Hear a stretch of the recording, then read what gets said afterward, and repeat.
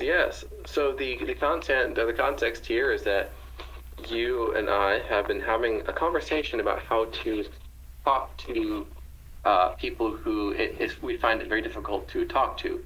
Now, what started our conversation yesterday was Scott and I had a viral tweet, 24 million views, in which he said that it is generally not possible to have a productive conversation with a Democrat. If I can find the exact tweet of his, which I am currently searching for, he said, "Today I learned that being a Democrat requires talking over anyone who knows what is real." And this has been my experience as well. Scott and many others have really been struggling with having productive conversations with liberals, leftists, progressives, because everything devolves into whack-a-hoax very quickly. And I shared with you yesterday that I know people personally who believe that there's a national registry that all women's cycle tracking apps are reporting to, and that there's a federal database anytime a woman anywhere in America becomes pregnant.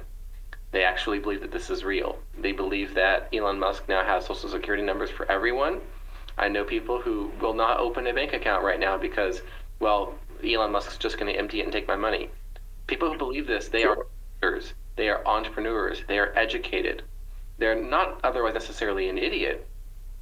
And yet, it seems impossible to have a conversation with them. And what you shared yesterday in our private conversation, Matthew, which is what brings us together today, you being a self-styled autistic savant, storyteller, wizard, performance, classically trained cellist, and cello teacher, has good technique that you have picked up from your various travels, adventures, and journeys. And I think it could be useful to a lot of people. And that's what is the preamble or the context of our conversation today. Does that sound about right? Fantastic.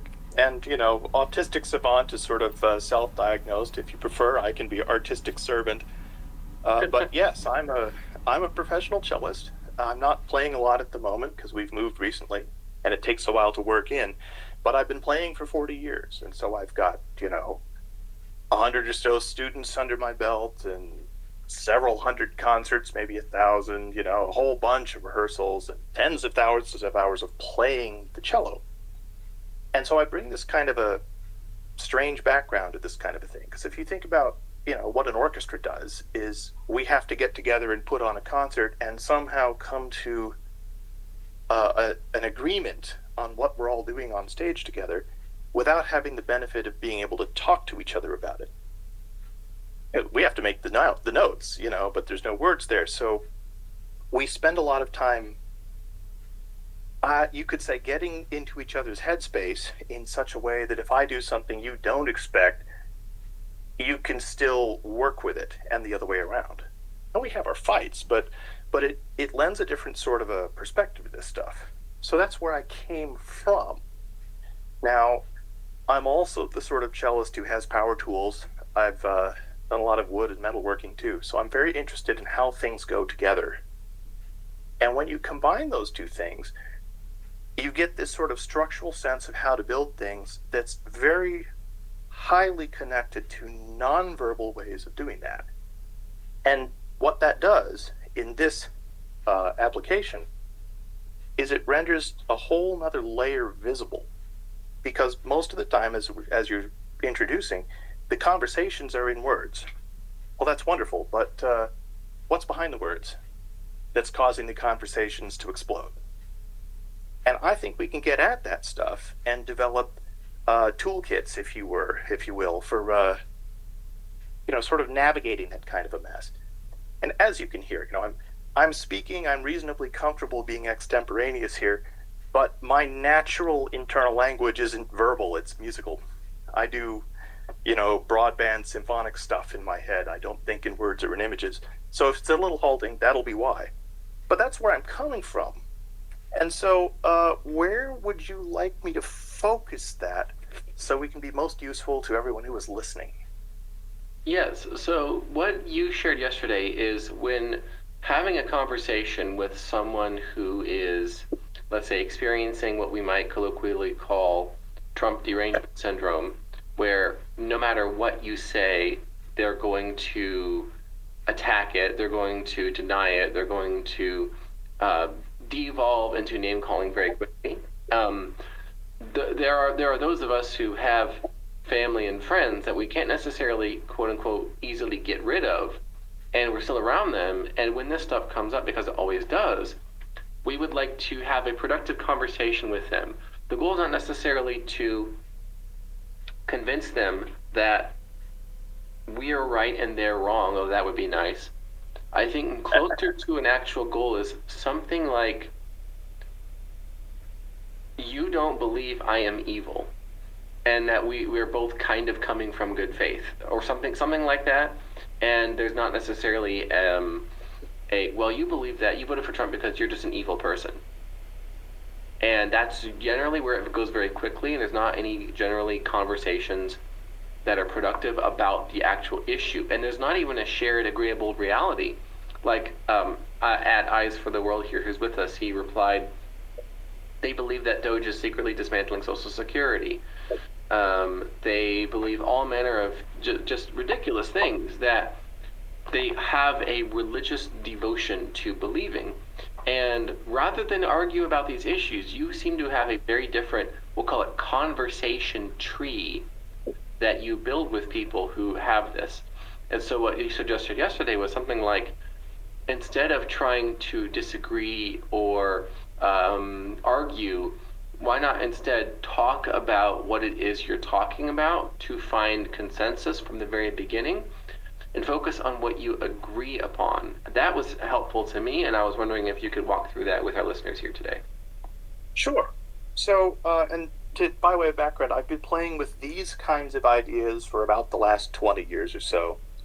And it all started when, as a cellist, I was reading a book on artificial intelligence to try to figure out why my own habits were invisible.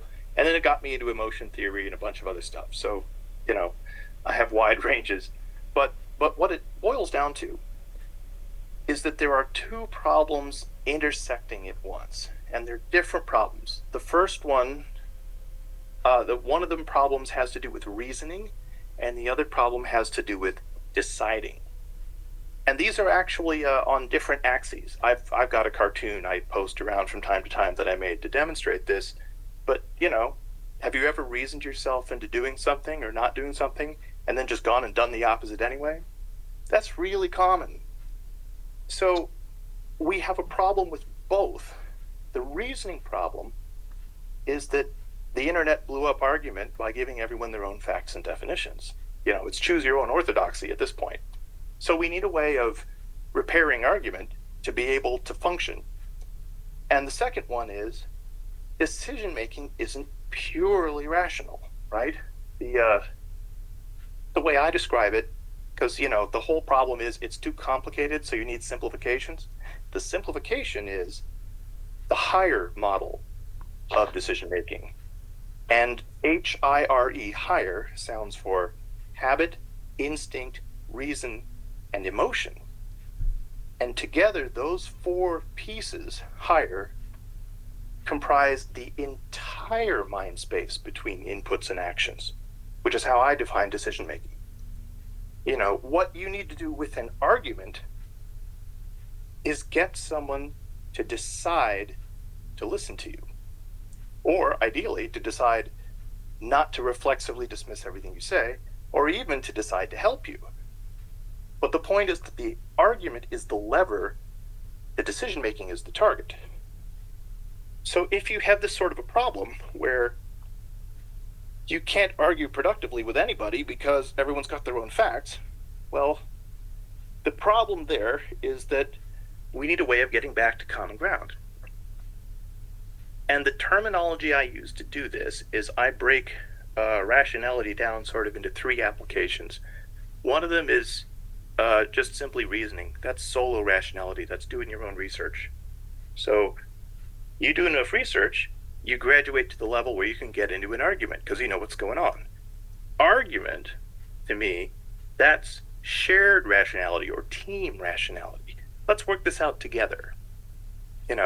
Let's gang up on this and build something that works for both of us. And once you've built your prototype, then you can graduate up to debate, which is combat rationality. My reasoning destroys your reasoning. And they're different functions, they're different applications. So what we have now on the internet is a situation where everyone just leaps straight from research and jumps right over argument and starts debating without ever having argued out who would be able to tell who won the debate in the first place. So, in my mind, then, if that's our problem, that we can't even agree what we're talking about, our goal is to get to the point we can agree on what we're talking about by looking at stuff we already agree on. So if someone comes at me with crazy facts, they're a freak out of some kind, what I'm going to do is I'm going to turn around and say, okay, well, I see your point, but there's a whole lot of other people out there who disagree with you. So what do we do? And what I'm doing here is a couple of things. First, I'm trying to dent the freak out. I'm not trying to stop the freak out. I'm trying to not become the target of the freak out. If someone is freaking out, it's generally away from them, not at me. It's more like self-preservation of an orthodoxy, that kind of thing. So what I want to do is simply acknowledge, okay, I see you're upset, whatever, or that you have this belief. I'll just turn it around and say, okay, well, they're saying the same thing about you, so now what do we do? And what I'm trying to do is create space for reason to reemerge. Because the problem with reason in decision making is that of the four components, habit, instinct, reason, emotion, reason is the slow one. It takes a long time to get going. And if you slam on the instincts and the emotions and the habits too quickly, well, reason's not even going to get out the door. So you have to create time for that to happen. And the way you do that is you're looking to frame the idea in such a way that both of you agree what it is, argument style, so you even agree what you're talking about.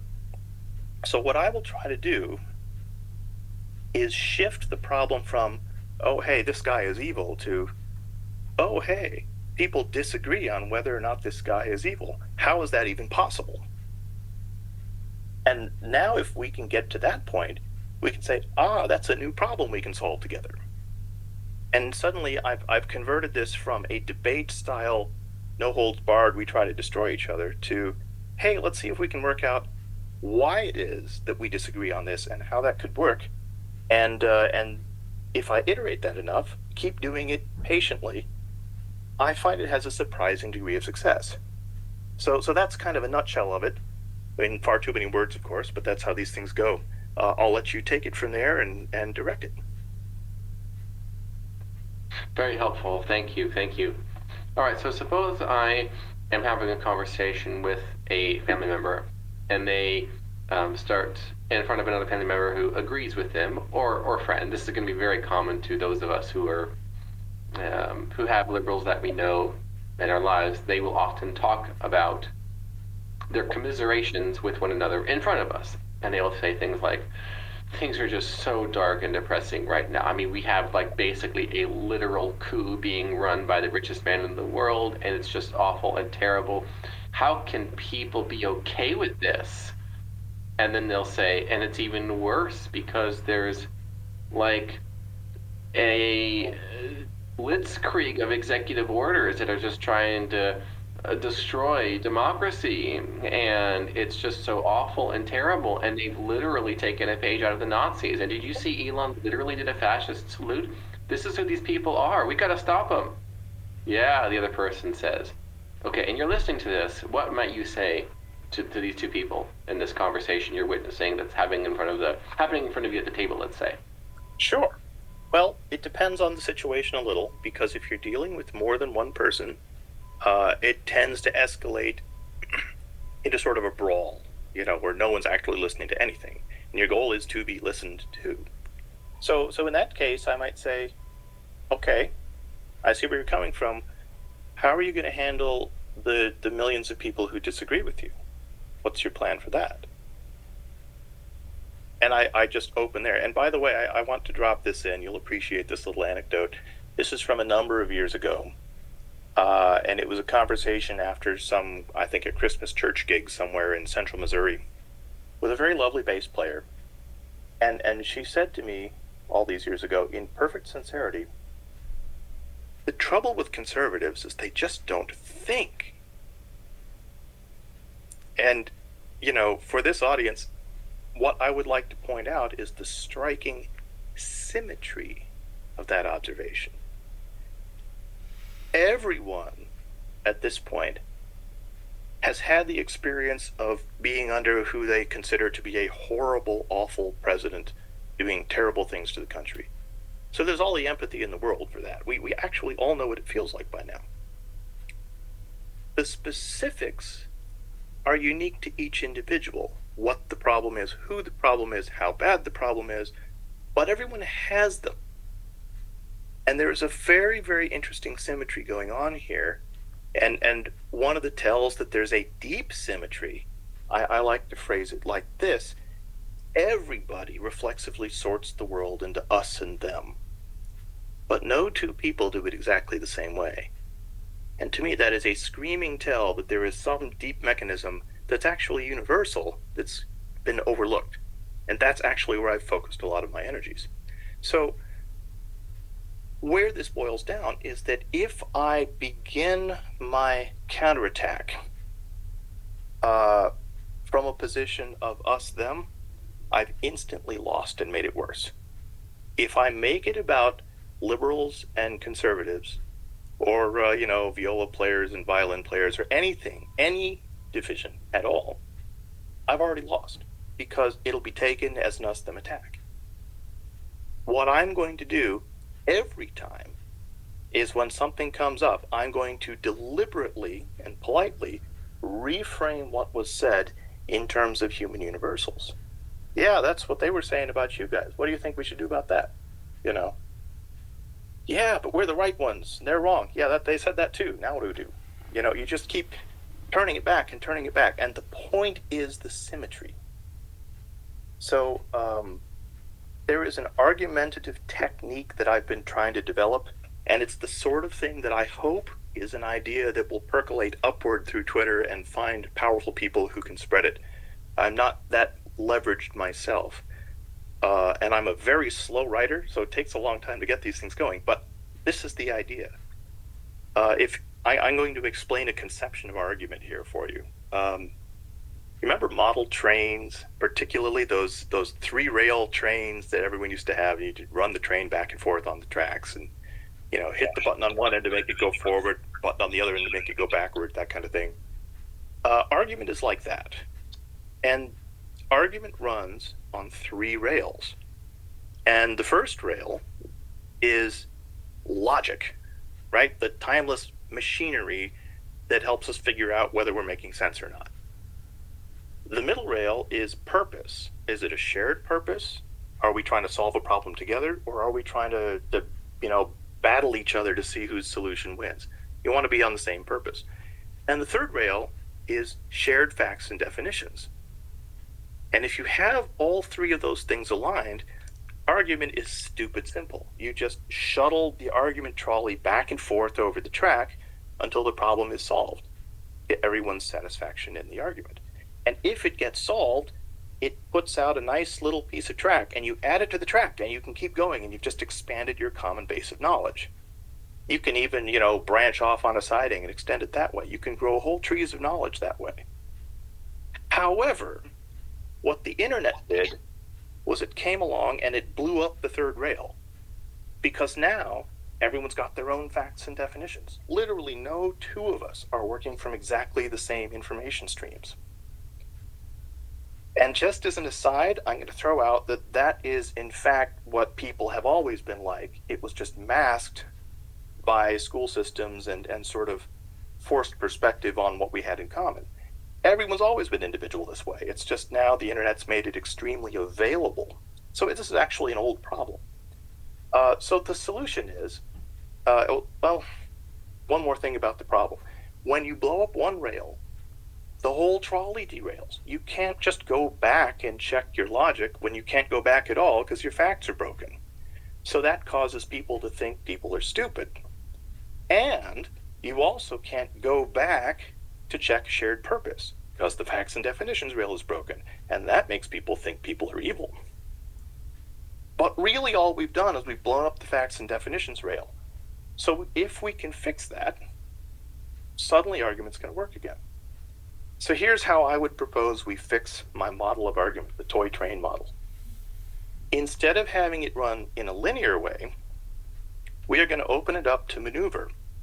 And we're going to take all those stupid shards of shattered facts and definitions, sweep them up into a pile, and sort them onto a new axis at right angles to the first. So now, if our old argument ran east-west, this new axis is north-south. And up at the north end, we're going to put big picture stuff everyone can agree on. You know, the sky is up, the ground is down. I mean, really big picture. And at the bottom, we're going to throw all the weird stuff that nobody agrees on, and we're just going to sort everything on a sort of a spectrum of agreement, north to south. Now what we can do is this. Our purpose is still shared problem solving. That's fine. Our logic is timeless. That's not broken. That's fine. But what we have is a mess of facts. And if you run into something where there's a disagreement, instead of just hammering at it, go north. Okay, we disagree on that, but what about something we do agree on? Let's loop back upward. And then we can reconnect with the logic at a higher level and just keep going to resolve the problem. So what it basically does is it takes us out of senseless butting heads and lets us maneuver around the problem in 2 dimensions. And so that's the sort of thing I have in mind as far as solving arguments. So anytime I run into a problem like this that I can't avoid engaging, I will couch all of my responses in terms of human universals, stuff that we totally agree on, full-throated agreement, not just halfway, you know, and I'll go as far as I need to get it. And when I do that, I find that I can avoid becoming the target of the person I'm talking to most of the time. Now, sometimes you can't do that. Sometimes people just keep coming at you. Well, okay, that's fine, but there's nuances in the gameplay. You can keep doing what you're doing, keep abstracting out. You can explain the game. You can say, look, it's always possible to find something we agree on if we just keep going. Are you willing to do that, or do you just want to fight? Because I don't want to fight. You know, and this sort of game, you can play around with it.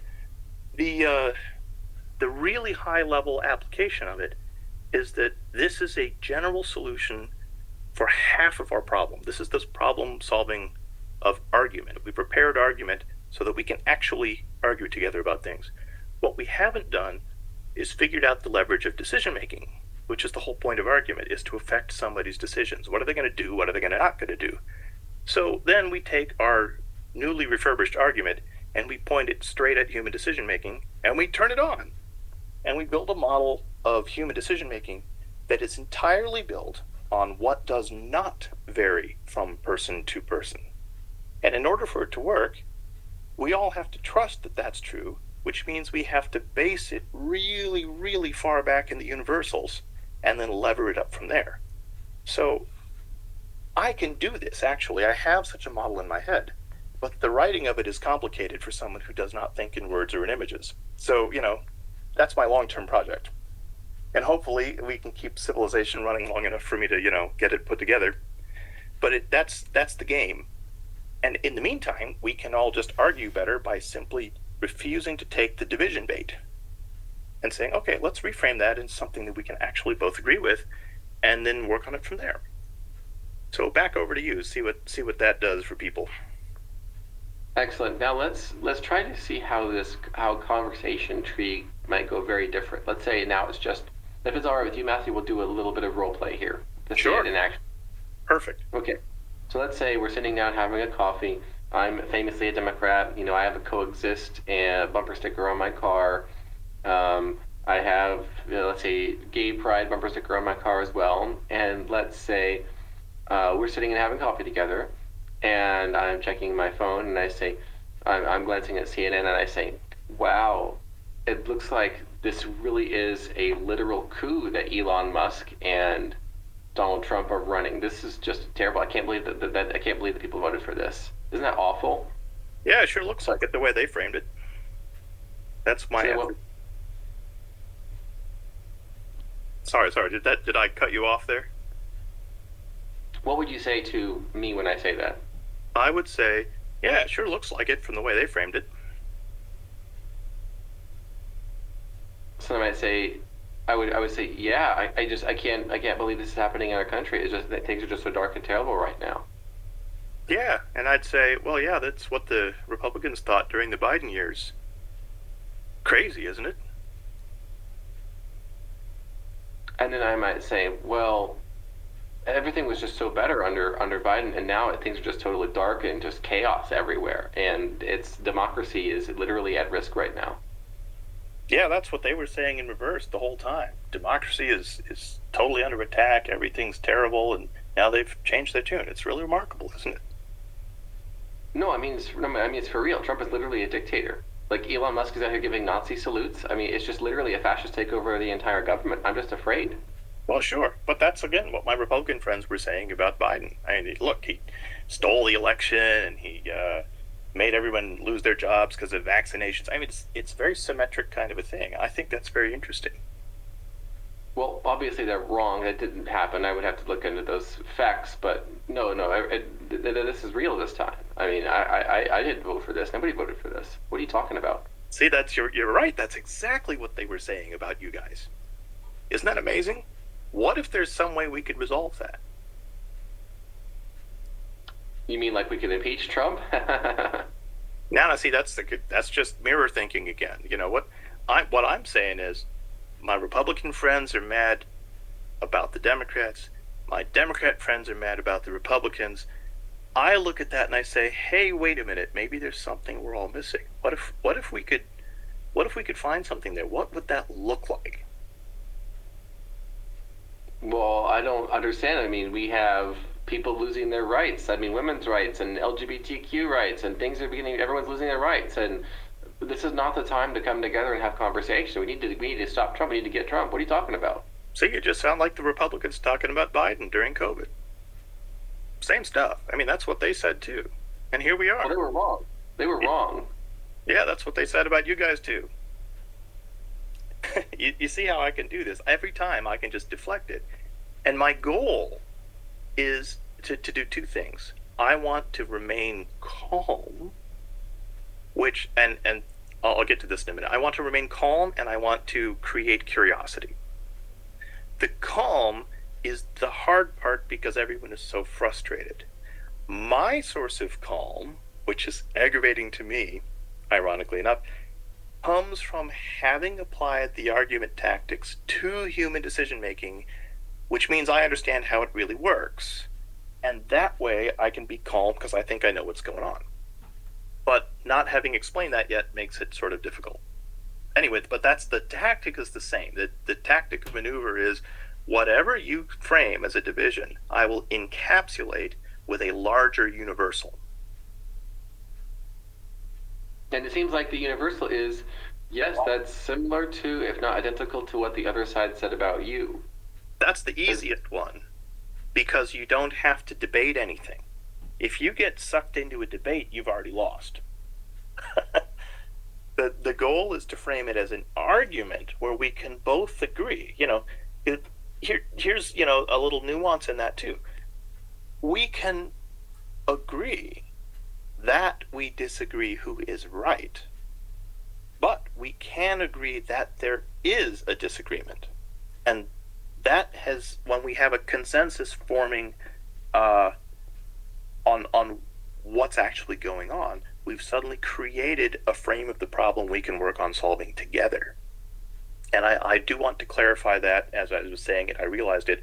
In my view, consensus, it cannot be manufactured or formed. It can only be discovered. It's already there.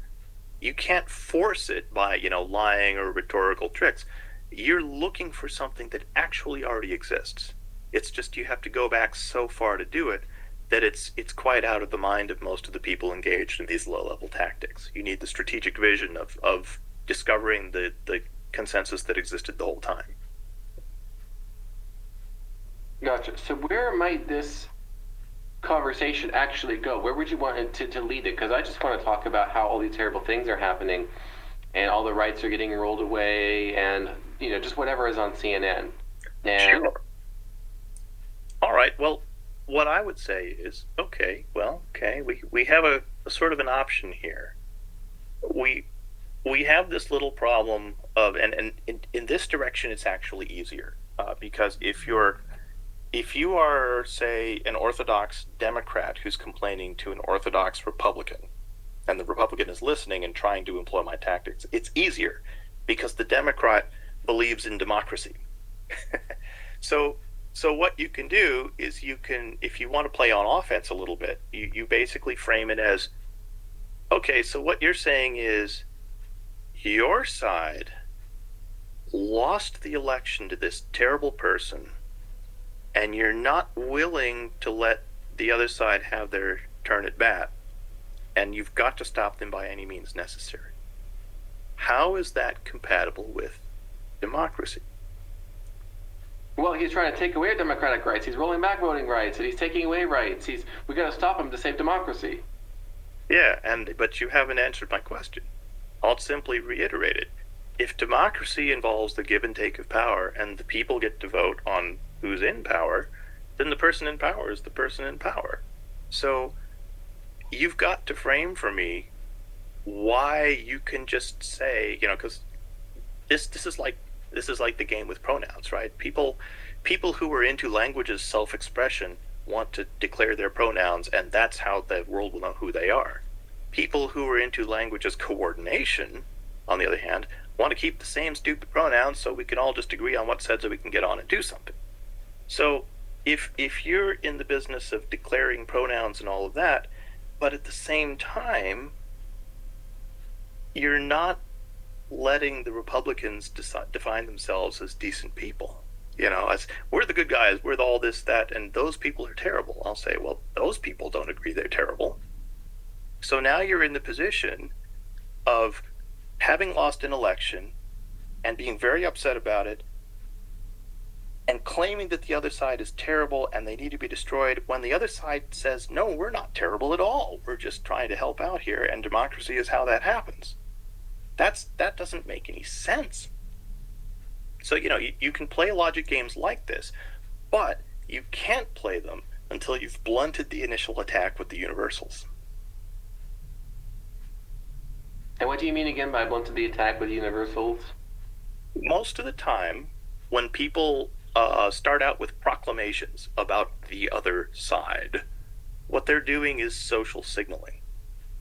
I'm trying to throw some, like a flash a gang sign, basically, in conversation and say, this is the team I'm on, and based on the reaction of the room, I'll know what to do. So if everyone goes, yeah, those guys are terrible, we're all with you, then you can relax, and they've got your back.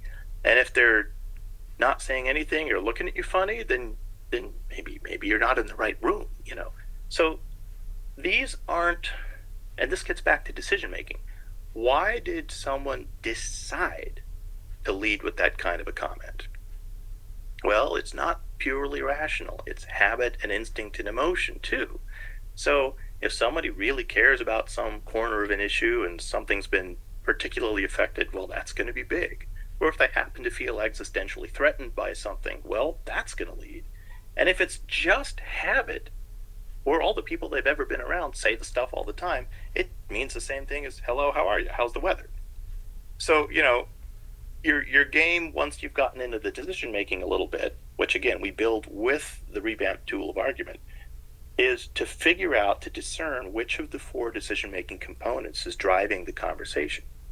If it's just habit, well, you could very easily crack the habit by simply pushing back with just true neutral universals and waiting for the reason to catch up and get a word in edgewise.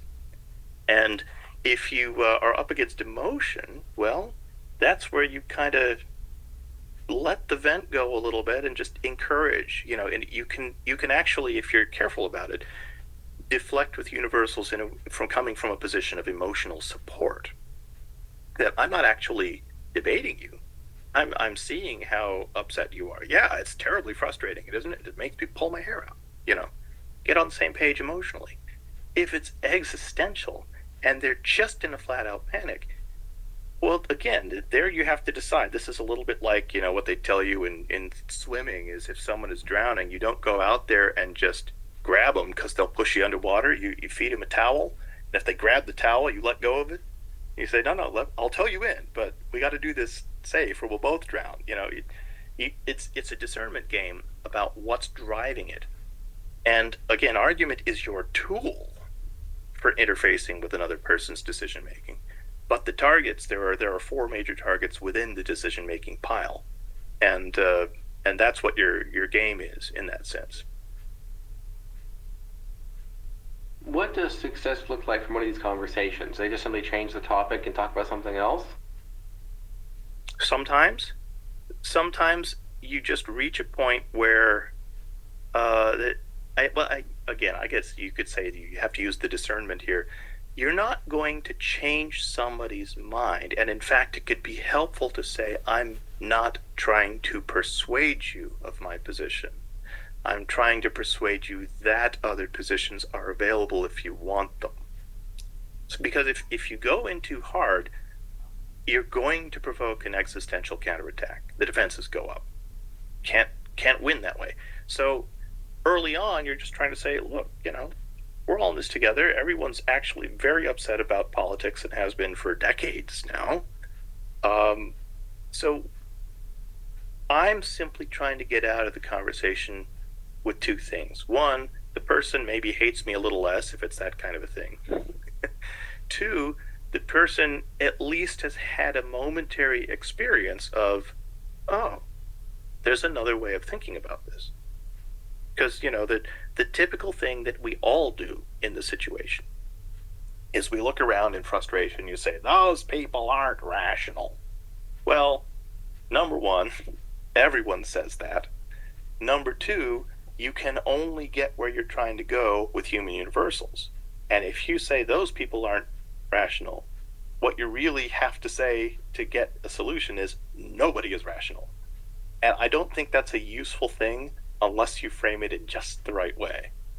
That one of the terrible mimetic corruptions of society is the idea, which is so easily pushed, that those people are stupid or evil. Because those people isn't fixed. It's whoever you happen to be upset at the time, which means it's everybody experiencing it at some point or another. And the way I like to frame this out, in a very simple logical sense, there are three ways of dealing with another human being. The first way is one of us is a better human than the other. And that's sort of an aristocratic way of looking at things, right? The worst way is one of us isn't human at all. And that's when it gets, genocide-y and stuff, and that's no fun. So we really do want to avoid both of those, and that means we want to be in, these are the ways in which people are equal, not identical, just the ways in which things do not vary from person to person, right? People will hear something I didn't mean, I have to spell it out, because that's how habit and language works. But there's a catch in that third way. We want a thing where people are all kind of, there are equalities that we can, human universals that we can build on. But if you go with everyone is stupid and evil, that is the absolute worst of all possible worlds, because now there's no reason to restrain bad behavior from anyone. And that blows it up really fast. So the logic here is you're looking for human universals that are neutral to good, that allow things to build. And you can't actually win by saying, yeah, everything sucks, all politics is horrible, because now everyone just gets worse. So it's a little trickier than it looks, and you can see it's a little bit, I'm not good at explaining it quickly, but all of my argument strategies are based around that.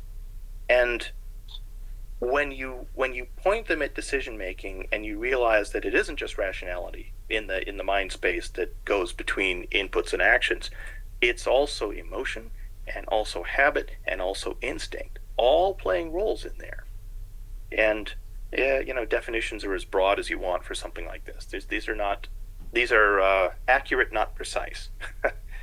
And we can map them with a fair degree of precision, and that actually turns out to be useful for big picture winning kinds of strategies, win-win strategies. Because, and this is the payoff for the whole mess, we have the tactic of argument, we have the strategic target of decision making, and then we find this out. When you look at the ways in which decision making does not vary between people, and you watch it play out all the time, over time, from everyone, what it does is it creates stable dynamics in how societies rise and fall. That's the high level stuff. You can actually write out the rules that govern how politics works. All of it, not just the parts I like or the parts I hate, but all of it. And if you have that, you can suddenly map the entire solution space of what's possible to fix and disregard the stuff that you can't fix because it's outside the solution space. And that saves a heck of a lot of time. It's just, that's where I need to be a better writer than I am to actually explain how that goes. Because it takes, it's a big claim, so you have to support it, which means digging deep enough to have a really good foundation, which means being a good enough writer that you can make that interesting. Which I don't think I am. I would like to be, but I'm an artisan type. When I rebuilt my stairway in Tennessee, I took several months to figure out how to do it and think it out. I didn't do it in 3 days because I was a professional stairway builder. I'm more of an artisan. Same thing when I replumbed the basement and rewired half the house. I didn't actually complete it quickly.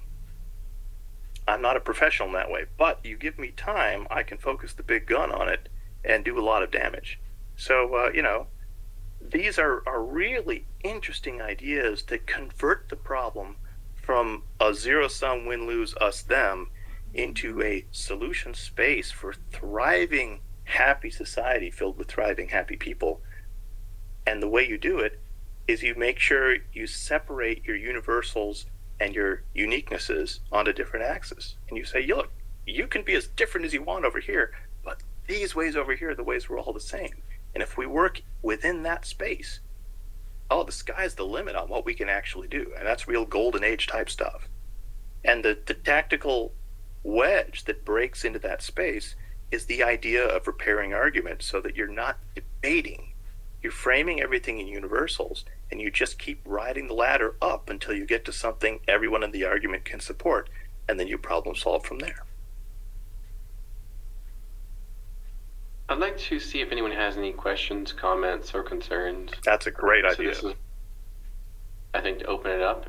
Juliana, I noticed that you raised your hand earlier, requested to speak. This is a good time for that. I'm going to test this out myself, where so even in the role play, Matthew playing the character of the engagement syndrome addled Democrat, I found it quite annoying because you weren't giving me anything to play with.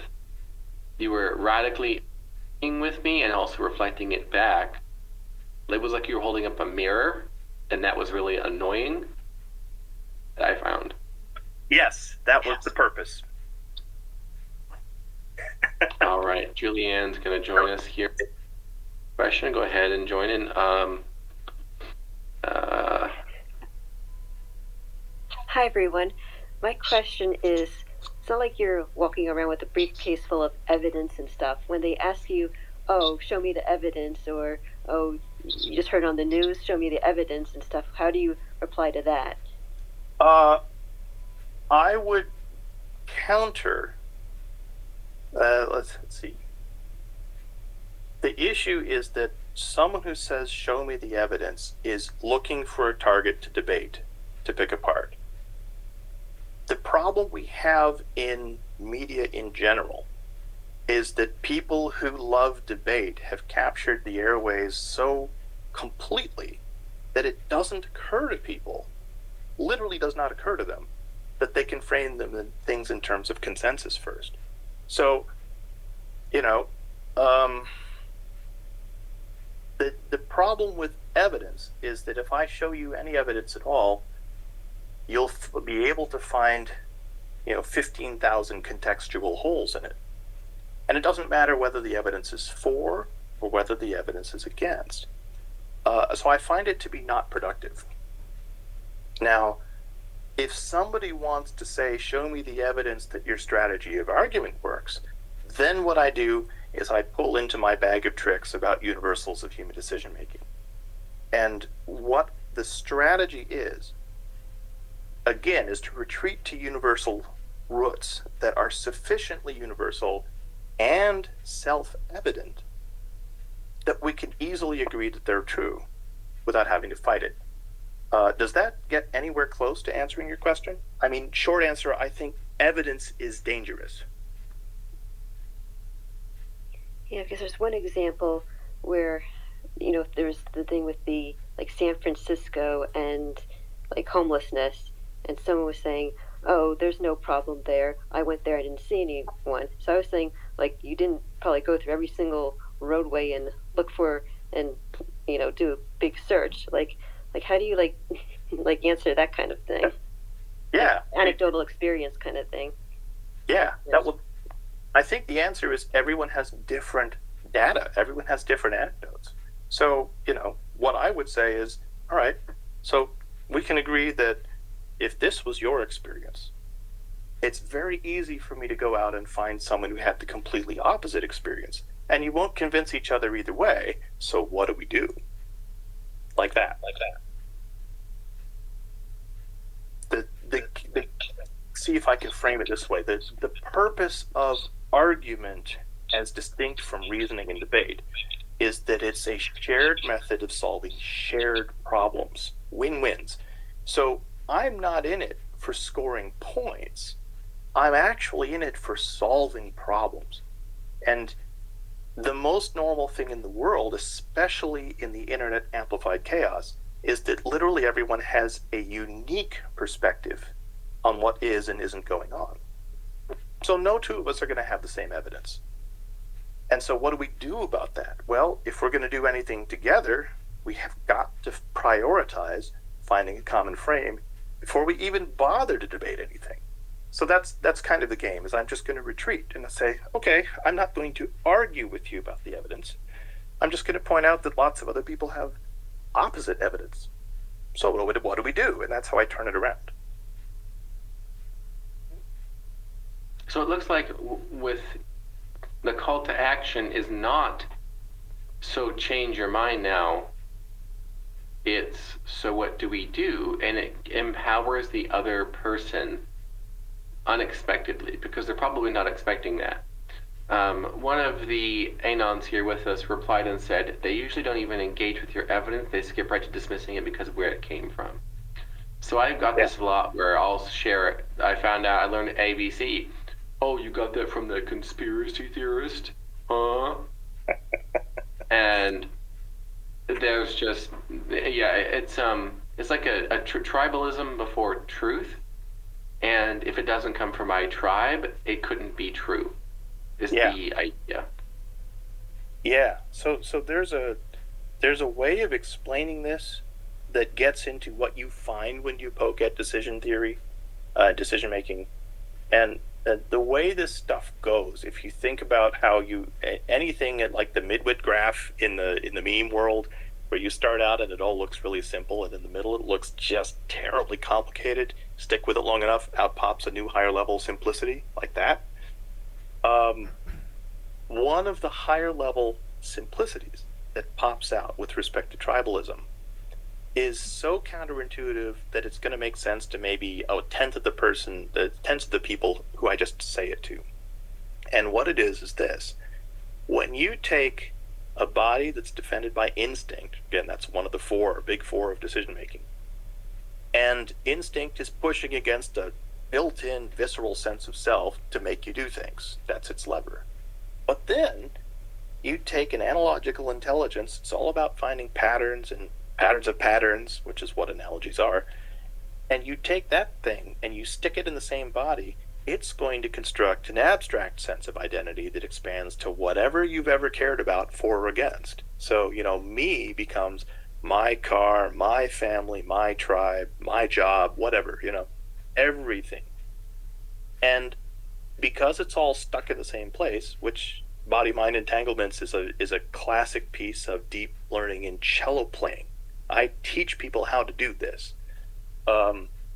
Body-mind entanglements between the visceral self and the abstract self fool your stupid instincts, who are just blind as a bat. They're just black box stuff. And they start defending all of your self-extensions at once, regardless of truth or coherence. And that creates the nonlinear world of emotion. What that boils down to, all of that crazy complexity, is everyone is always acting in instinctive self-interest. It's just the sense of self isn't fixed. And what that means is tribalism is inverted. Your tribe is not a container that you happen to be in. Your tribe is an extension of you. And it's powered by your instinct, which is the engine of decision-making agency. It's personal. So tribal isn't actually us versus them. It's me versus not me for various definitions of me. And when you see it that way, it gives you different types of leverage. But of course, I just walked through a complex thing. I described an argument. I didn't even make it, right? It's too complicated to make in this kind of a space. But it's a universal, and it gives you leverage. And when you have everyone doing that at once, you realize that the only engine that matters in the world is self-interest. You are trying to recruit other people's self-interest all of the time. It's just, is their self they've got feeling attacked or threatened? Is it feeling an opportunity? Can you make common cause with it? That's how you pull the universals. So there's a whole strategy of maneuver and leverage here. But what it comes down to when it comes to evidence is you just can't get into debating the evidence because it never works. Even in science, where it's supposed to be evidentiary. I've been to conferences where the guys on the panels are just going at each other hammer and tongs. They don't agree on what's even significant, let alone relevant, within the same field. So, evidence is a non-starter. What you want to do is recruit self-interest and sort of create a mini tribe of the two of you, and that you can solve problems together and help each other out. And that's your win-win, and you can't get there by evidence. But, no one wants to hear that, so they get sort of flustered when you consistently ignore their evidence. Because chapter and verse, everyone has their own internet orthodoxy. Everyone can cite chapter and verse, thousands of pieces of evidence. It's just none of it's the same. So you ignore it, and you go higher level, and you go up to say, oh yeah, well the problem is everyone's got different evidence. So what do we do? Instant recruit, frame change. It's not debate where we're trying to fight each other. It's us trying to solve the same problem of not having the same evidence. Hope that helps. Yes, it does. Thanks. Is it possible to bring someone out of that state of mind of Trump derangement syndrome where anything and everything, Republican or conservative, or really anything, has to be viciously defended against, attacked, counterattacked, etc.? Is it possible? Yeah. It is not, I think, guaranteed. I would also suggest that framing it in terms of bringing some out of Trump derangement syndrome is guaranteed to fail. Because it's an instant us-them framing, and it's sticky. Because if you're calling the other person deranged, I'm right, you're deranged, is the implicit frame in that framework, and it doesn't sell. One of the things that I've noted over time is that, especially with things like videos, right, or evidence and arguments and passionate rhetoric of the us-them frame, it never changes minds. All it does is cement division. So the challenge is to reframe the same question in terms of human universals and work from there.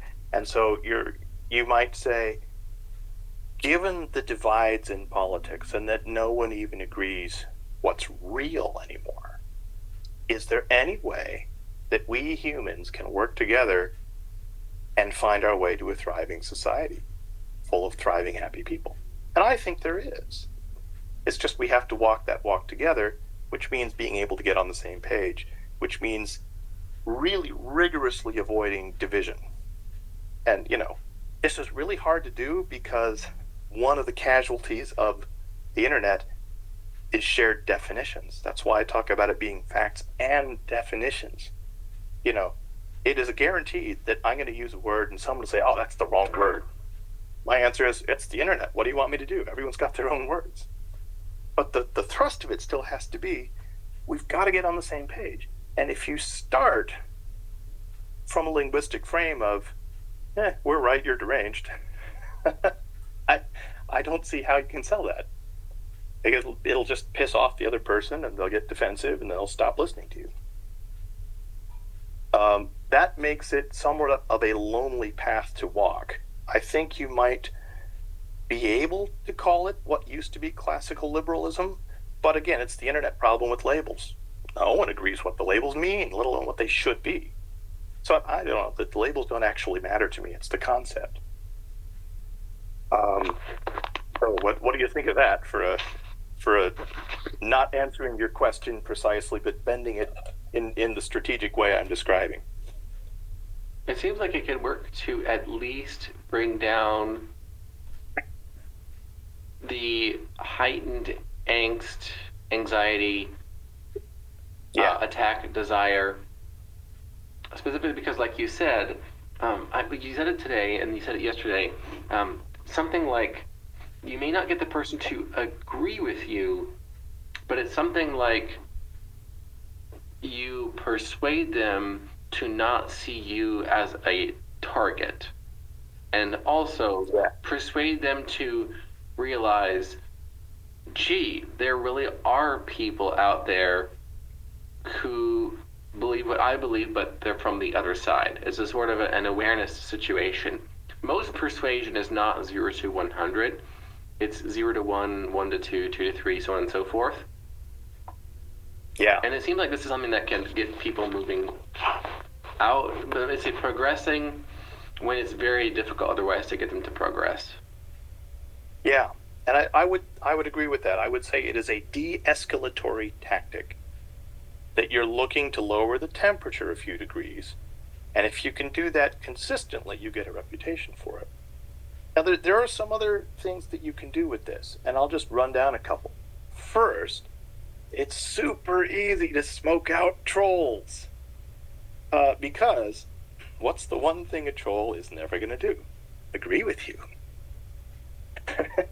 So if you say, if they come at you with something,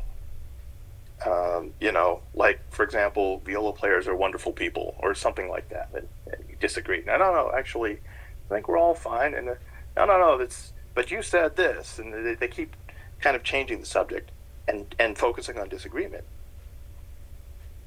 The thing about agreement is that you can always generate instant agreement simply by agreeing that we disagree. Okay, so you and I disagree. Now what do we do? And if you use that frame like 3 times in a row, and they keep hitting you with division, then you say, I've just been showing you we can work this out together and agree. You're not willing to do that. Why is that? You can instantly put them on the defensive. And this works not only in person, like one-on-one, but it works in a performative context as well when there's an audience, like on social media. Because you can call somebody out and absolutely attack them this way, make them look like a fool. And most people aren't willing to look foolish unless they're trolls. So if it's an obvious troll, you just block and move on. And it's a very sort of what you might call a parsimonious frame. It's very elegant and spare. You don't have to do any extra work. 2 or 3 iterations is plenty. And you can either call it out or not as the time requires. And another thing this does, another benefit, is that you can reframe a lot of the bad things that happen in the world in a more hopeful direction. I'm not saying there are no bad people. I'm saying that there's still people, and that the human universe will still apply. So you don't have to create, a bucket of demons or something to get rid of them. And that doesn't ever work because no one agrees where to draw the line, so you've just set up an endless fight. You can just say, look, sometimes people do terrible things because they are human and because they are trapped in this kind of a frame, and sometimes you have to do something about it. And that's not ideal, but it's a better frame than those people are not even human, So there's that too. It gives you a cleaner sort of way of moralizing about what needs to be done without resorting to, as you would know about unhumaning people. Yes. And the third one is that it is a very useful rhetorical frame in the context of a debate. Because if you can bait your opponent into constantly attacking you while all you're doing is offering consensus frames, you can make them look pretty stupid. You can make them look emotionally unhinged and unreasonable and absolutely take them out of the conversation if you're clever about it. And, part of the fun there is even if there is somebody who's trapped in a very bad frame and does want to, run the show and destroy all their enemies and all that kind of stuff, they can't just come out and say that in a public debate and still get elected to anything. So you can weaponize the rhetorical limits by including and deflecting from just mindless attacks. And, imagine this strategy on a presidential debate stage. Interesting. Julianne, you have a question, and then Drago, you. Julianne, and then we can wrap it up for the day. Sure. I'm thinking about like things that everyone agrees with. That I'm trying to figure out how do you use. It seems like people don't like greedy people in power who, I guess, use it to oppress and I guess scam or take people's money in a way they don't like, or big pharma. So like, how do you use that to convince that we're all on the same side? The giant application of that, the path to it goes something like this. You use argument style that I'm describing to figure out how decision making works, and then you plop down how universals of human decision making shape society, and then you plop society down into accelerating internet speeds. So it's a three moves, So when you've got people doing what they do at internet speeds, something very interesting happens. And this is, I think, the highest power play of it all. And it goes a little like this. At the super low end of technology, you have to work together as your little band of people, or you all starve. There's not room to cheat each other. You can't do it. Everyone knows everybody. You're stuck with win-win convergent solutions. The vast middle of the graph, where there's more energy available, you can get rich by cheating people. And it becomes I win, you lose. And we play that game. And some win and some lose, and nobody quite knows what's going on. However, when you get to the last little bit at the top of the graph, technology is changing so fast that all your carefully constructed defenses against being found out are being obsoleted faster than you can redesign them. Internet swarm attacks are uncovering data, all these drones are happening, all this stuff. As soon as you get to that knee in the curve, it suddenly becomes a convergent interest again to go back to win-win. Because you can't hold off the rest of the world by yourself anymore. It's no longer possible. And the great audacity of the play is to take that kind of a frame and drop it in front of the powerful people and get them to buy on and say, hey, we actually do need to work together for your own safety. And to do that, you have to unwind, generations of us-them fights. And I think that is a possible play.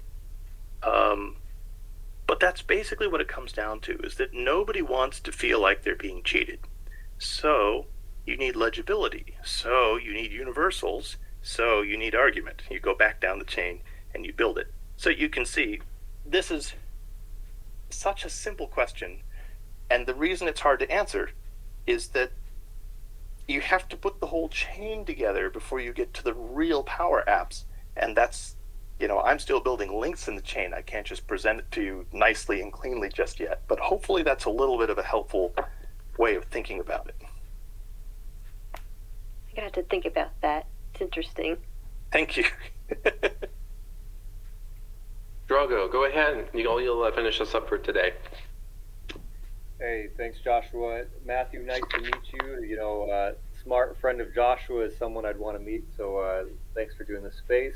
My pleasure. No, this is super interesting. So I was just curious, even looking at your content, to what extent are you explicitly familiar with maybe some of these like classical frameworks, or even like, let's just say from like the church, where like you mentioned, right, as opposed to putting people in the demon buckets, recognizing in some sense that humans have the intrinsic dignity, let's say, so there's always that commonality, even with the people who are most influenced by the demonic per se. There's still some thread that you can latch onto, and then also even like on your decision stuff. I mean, when I like your meme about some people don't think things through; they decide. Some people decide without thinking things through. The quadrants, and that reminds me of like the Aquinas framework on prudence, where he kind of covers all those buckets, albeit not in a meme form. But I guess my question is, to what extent have you been influenced, particularly even from those traditions, or is that something where you're like, oh, I didn't know that, let's say, the Catholic Church or whatever had, goes in depth onto some of this stuff as well, just with like different language? Yeah, it's a great question. I mean, the funny thing about the stuff that I'm talking about is that by definition, human universals are stuff that have come up in every major tradition that still exists. So everyone's got different words for it. What I would say about my exposure to this stuff, my training is in classical music. But that means I studied music history of Europe for 400 years or more, which means I knew a fair bit about how the Catholic Church worked, at least from the musical perspective. The issue in the framing that I'm using is that I want it to be useful to people who aren't just Catholic. So, this is something that you run into. If you were to frame your reasons for morality, let's say, as a Catholic or as anything, it doesn't matter, any religion, no religion, if you frame them within a religious context and you derive them from this construct of God that I happen to have in my head, the only problem is they won't be persuasive to anyone who doesn't have that same conception of God in their head. They can be true, but they won't be persuasive. So I think a big part of the usefulness of the kind of framing I'm building is that it's not exactly a moral framework. It's more like a physics. These are how the energies work. This is what is and isn't possible. You can then use that framework from within any religious frame you want. But it's not bound to any particular religious framework, because that would destroy the usefulness for anyone who wasn't already attached to that framework. I would love for it to be something I can make usable by anyone in those frameworks. Because again, let's say you and I have a different depiction of God, and yours is right. I want you to be able to convince me. That would be good. We're truth seekers here. So this is it's a good question, and that is the kind of answer I have for it, is that I want this to be a tool that you can use whatever background you're coming from, so that you can get results that advance all sorts of the good things. Yep, no, for sure, and I agree, and I guess what I was wondering is that in shaping the tools, so I agree, this is an all-purpose tool. Doesn't matter what worldview you have, doesn't matter what your other, this can be used for anybody. What you described, I was just curious in your own craftsmanship of the tools, if there was through your own life experiences, what even informed your the journey of even crafting your specific tools that you've discussed. But Yeah. I hear. I would say that background comes from two major places. One, my exposure to cello playing. Like that is a very deep well of mind-body introspection. And what cello playing really, really drums into your head is that people don't think the way we think.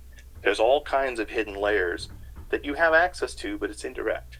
And once you learn how to build within those layers, you discover all kinds of crazy things about, again, the other parts of the higher decision-making process.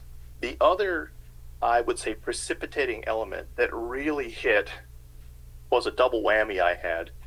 And this was back in about 2000, a long time ago now, when I moved to Maryland from Iowa for a job that turned out not to exist, and found myself homeless in Boston as a result. So when your belief system takes a kick to the head like that, it's a real surprise. And then close on the heels of that was the 9/11 attack, where the Twin Towers came down in New York, and that was another one. And when you have a couple of events like that, part of your brain goes, well, this is intolerable. I need a better way of understanding what the heck is going on. And so that was open running space in the back of my head. And then as a cellist, I ran across this book about artificial intelligence that taught me some stuff about how habits work. And it has a framework called a memory prediction framework. The book is actually titled On Intelligence. It was written by Jeff Hawkins with Sandra Blakely, and I think it was 2005.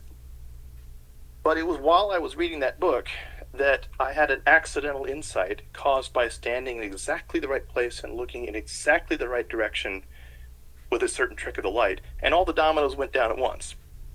And since then, I've been trying to articulate the whole thing. So, call it a vision quest, if you will. But the informing bits were the precipitating urgencies of 9/11 and homeless in Boston, and the main travel pathway was through my experiences behind the cello.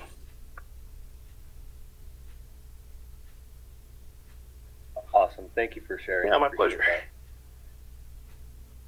Well, thank you so much, man. It's a good spot to end it. And I thank you for your time. It's been great. Do you have any last encouragements or points to make before we bid farewell? How about a general encouragement? Number one, thank you to everyone taking the time to listen and for your patience as we worked out the technical bugs and glitches. But number two, encouragement. Just don't give up. We're going to be all right through this. We just have to work it out. And actually, we're a lot closer to being on the same page than we look. Mostly people are upset about the same things in mirrors. And if we can solve for that and say, oh, look, it's really the same stuff, and by working together with these tools, we can fix it, all the conditions are in play for dramatic improvement very quickly. It's just waiting for the right frame to catch. So that's what I would say. Just don't give up. Keep smiling. Don't give up on each other. Thank you very much. That's great. All right.